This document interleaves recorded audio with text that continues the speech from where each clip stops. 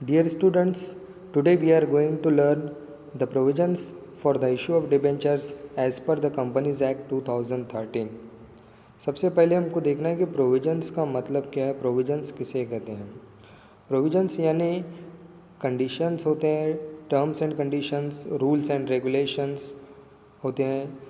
In terms and conditions और rules and regulations को जो है हर कंपनी को फॉलो करना होता है जब कंपनी डिबेंचर इशू करते हैं। इशू ऑफ डिबेंचर का मतलब होता है सेलिंग ऑफ डिबेंचर। जब कंपनी को फ्यूचर में एडिशनल कैपिटल की ज़रूरत होती है, कंपनी अपने फ़ंड को रेज़ करना चाहती है, तो कंपनी डिबेंचर इशू करके फ़ंड को रेज़ कर सकती है।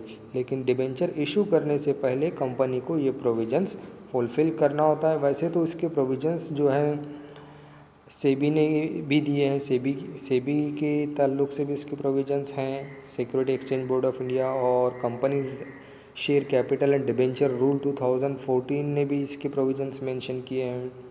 तो सबसे पहले हम देखते हैं कि कंपनी एक्ट ने इसके लिए क्या प्रोविजंस इशू किए हैं, क्या प्रोविजंस बताए हैं जब कंपनी डिबेंचर इशू करती है। Provisions for the issue of debenture as per, यहाँ पर टेबल आपको दिया है, 3 कॉलम हैं जिसमें नंबर 1 कंपनीज एक्ट 2013 है, यानी इसके क्या प्रोविजंस है इस कॉलम में दिए गए हैं। उसके बाद companies share capital and debenture rule 2014, इसमें क्या प्रोविजंस हैं इशू ऑफ डिबेंचर के लिए। उसके बाद सेबी रेगुलेशंस, इसने क्या जो है प्रोविजंस मेंशन किए। ये सारी चीज़ें हमको डिटेल देखना है। तो सबसे पहले हम देखते हैं company act, column number 1 company act 2013 में इशू ऑफ डिबेंचर्स की क्या प्रोविजंस दी गई हैं।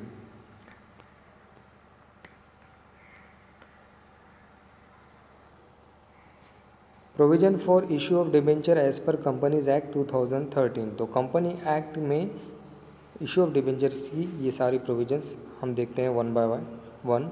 Following are some of the provisions of the act which a company has to comply while issuing debentures. तो ये प्रोविजन जो है हर कंपनी को कंप्लाई करना है, यानी फुलफ़िल करना है जब कंपनी डिबेंचर इशू कर रही है, जिसमें नंबर 1 है no voting rights. Company can not issue debenture with voting rights. Debenture holders are creditor of the company and so they do not have any voting right except in matters affecting them. तो company number 1 provision के मुताबिक company ऐसे debenture issue नहीं कर सकती जिसमें debenture holder को voting rights दिए जाएंगे, क्योंकि डिबेंचर होल्डर जो है कंपनी के क्रेडिटर होते हैं, इसलिए उनको कंपनी में कोई वोटिंग राइट नहीं होता है। सिर्फ उन्हें वोटिंग राइट उनसे जो मैटर रिलेटेड है उसी में उनको वोटिंग राइट देने का राइट होता है। वोटिंग राइट सिर्फ ये शेयर होल्डर्स को होता है, तो इसलिए कंपनी इस तरह के डिबेंचर इशू नहीं कर सकती जिसमें उन्हें वोटिंग राइट्स दिए जा रहे हैं। तो ये पहली प्रोविज़न है जो कंपनी एक्ट की तरफ से मेंशन की गई है। Number 2, types of debentures. A company can issue secured और unsecured debenture and fully or partly convertible debentures or non-convertible debentures. To issue convertible debentures, a special resolution has to be passed in the general meeting. All debentures are redeemable in nature. अब types of debenture में provision बताई गई company के लिए कि company किस तरह के डिबेंचर इशू कर सकती है, कौन कौन से टाइप के। तो इस प्रोविज़न में ये बताया गया है कि कंपनी सिक्योर्ड और अनसिक्योर्ड डिबेंचर इशू कर सकती है, चाहे वो फुली और पार्टली कन्वर्टिबल भी हो सकते हैं और नॉन कन्वर्टिबल भी हो सकते हैं। तो यानी कंपनी को यहाँ पर फ्रीडम है कि कंपनी जो है सिक्योर्ड डिबेंचर और अनसिक्योर्ड डिबेंचर इशू कर सकती है, कन्वर्टिबल और नॉन कन्वर्टिबल जो फुली और पार्टली हो सकते हैं। इसके बाद जो है टू इशू कन्वर्टिबल डिबेंचर, अगर कंपनी कन्वर्टिबल डिबेंचर इशू करना चाहती है तो कंपनी को स्पेशल रेजोल्यूशन पास करना होता है जनरल मीटिंग में।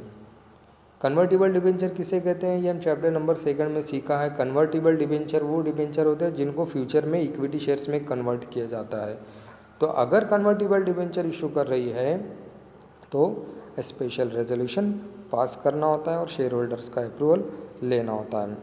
और सारे डिबेंचर जो होते हैं रिडीमेबल रहेंगे नेचर में। रिडीमेबल यानी जिनका रिपेमेंट होगा फ्यूचर में, कंपनी को इनकी अमाउंट, प्रिंसिपल अमाउंट और इंटरेस्ट रिपे करना होता है at the time of their expiry. Number 3, payment of interest and redemption. A company shall redeem the debentures and pay interest as per the terms and conditions of their issue. Payment of interest and redemption, redemption का मतलब होता है repay करना, वापस करना। Payment of interest, जैसे आपको पता है डिबेंचर होल्डर कंपनी के क्रेडिटर होते हैं। क्रेडिटर इसलिए कहा जाता है क्योंकि कंपनी को वो लोन प्रोवाइड करते हैं इंटरेस्ट पर, इसलिए कंपनी भी जो है उनको इंटरेस्ट पे करती है। तो इस इंटरेस्ट का पेमेंट और डिबेंचर की अमाउंट जो उन्होंने इन्वेस्ट किया है, उन दोनों का पेमेंट कंपनी को टर्म्स एंड कंडीशंस के मुताबिक किया जाता है, जो कि इशू के टाइम पर जो टर्म्स एंड कंडीशंस कंपनी ने बताया उसी टर्म्स एंड कंडीशंस पर इंटरेस्ट पे किया जाएगा और उनकी प्रिंसिपल अमाउंट पे की जाएगी। Number 4, debenture certificate. Company has to issue debenture certificate to the debenture holder with in 6 month of allotment of debenture. अब जो पर्सन कंपनी में डिबेंचर परचेस करता है तो उसको डिबेंचर सर्टिफिकेट देना होता है, और ये सर्टिफिकेट कंपनी को जैसे ही डिबेंचर का अलॉटमेंट होता है उसके बाद 6 मंथ के अंदर डिबेंचर सर्टिफिकेट इशू करना ज़रूरी होता है। Number 5, create debenture redemption reserve. Company has to create debenture redemption reserve account out of profit of the company available for payment of dividend. अब ये डिबेंचर रिडम्पशन रिजर्व क्या होता है? कंपनी एक फंड क्रिएट करती है और एक अकाउंट क्रिएट करती है जिसमें कंपनी डिबेंचर का रिडम्पशन यानी डिबेंचर की अमाउंट रीपे करने के लिए पैसा जमा करती है। तो ये अकाउंट खोलना ज़रूरी है कंपनी एक्ट की प्रोविजंस के मुताबिक। इस अकाउंट में कंपनी जो है हर साल जो है अपने प्रॉफिट में से जो कंपनी डिविडेंड देने के लिए रखती है अपने शेयर होल्डर को, उसमें से कुछ पार्ट जो है इस अकाउंट में जमा करती है। This money can be used only for redemption of debenture, और ये पैसा सिर्फ और सिर्फ डिबेंचर होल्डर का रिपेमेंट करने के लिए इस्तेमाल किया जाता है। As per companies share capital and debenture amendment rule 2019, MCA has removed debenture redemption reserve requirement for listed companies, NBFCs in a non-banking financial corporation and housing finance corporation। अब जैसे मैंने आपको बताया कि ये debenture redemption reserve account create करना होता है डिबेंचर होल्डर का रिपेमेंट करने के लिए, लेकिन share capital and debenture amendment rule 2019 के मुताबिक MCA ने यानी मिनिस्ट्री ऑफ कॉरपोरेट अफेयर्स ने इस डिबेंचर रिडम्पशन रिजर्व को रिमूव किया है। किसके लिए? लिस्टेड कंपनीज के लिए, नॉन बैंकिंग फाइनेंशियल कॉरपोरेशन के लिए एंड हाउसिंग फाइनेंस कंपनीज के लिए। यानी NBFCs लिस्टेड कंपनीज और हाउसिंग फाइनेंस कंपनीज को जो है डिबेंचर रिडम्पशन रिजर्व क्रिएट करने की ज़रूरत नहीं। Number 6, appoint of debenture trustee. If the company issues prospectus or invites more than 500 people, either to public or its a member, company has to appoint one or more debenture trustees।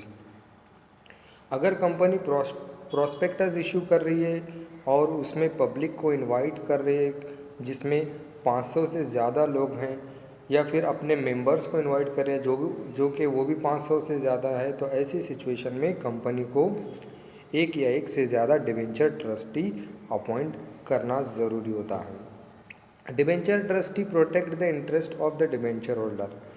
Debenture trustee कौन होते हैं? Debenture trustee एक institution होती है जो debenture holder के interest को protect करती है, उनको एश्योरेंस देती है, उनको गारंटी देती है उनके रिटर्न्स के लिए। जो उन्होंने इन्वेस्टमेंट किया है उनका इन्वेस्टमेंट सेफ है, प्रोटेक्टेड है बोलकर ये गारंटी देने का काम करती है कौन? Debenture trustee. Company has to appoint trustee by entering into a contract with them called as debenture trust deed। तो कंपनी को ट्रस्टी के साथ जो है एक कॉन्ट्रैक्ट करना होता है जिसको ट्रस्ट डीड कहा जाता है। तो डिबेंचर ट्रस्टी कंपनी के साथ कॉन्ट्रैक्ट करते हैं और कंपनी ने कमीशन पे करती है, तो कंपनी की जानिब से ये डिबेंचर को सेल करते हैं और डिबेंचर होल्डर को एश्योरेंस देते हैं, उनके इंटरेस्ट को प्रोटेक्ट करते हैं कि आपका इन्वेस्टमेंट जो है कंपनी में सेफ है। Number 7, debentures trustees can approach NCLT, National Company Law Tribunal.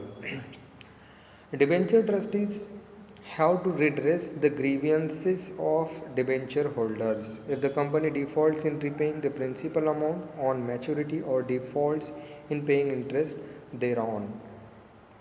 Debenture trustee NCLT को अप्रोच कर सकते हैं। कब अप्रोच कर सकते हैं? डिबेंचर ट्रस्टी सबसे पहले तो डिबेंचर होल्डर को प्रोटेक्ट कर रहे हैं, उनको गारंटी दे रहे हैं कि आपका इन्वेस्टमेंट सेफ है, और इन्होंने कंपनी के साथ कॉन्ट्रैक्ट किया है। अगर जब कंपनी कोई डिफ़ॉल्ट करती है रीपेमेंट ऑफ प्रिंसिपल अमाउंट में या फिर repayment of payment of interest में, इंटरेस्ट पे नहीं कर रही है, प्रिंसिपल अमाउंट पे नहीं कर रही है, इसमें अगर कोई डिफ़ॉल्ट करती है तो उस वक्त इस कंप्लेंट को, ग्रीवियंसेस यानी कंप्लेंट, इस कंप्लेंट को रिड्रेस करने के लिए, रिड्रेस करना यानी सॉल्व करना, इन कंप्लेंट को सॉल्व करने के लिए कंपनी जो है अपना क्लेम जो है नेशनल कंपनी लॉ ट्रिब्यूनल यानी एनसीएलटी के पास रख सकती है। The debenture trustees can approach the national company law tribunal for redressal.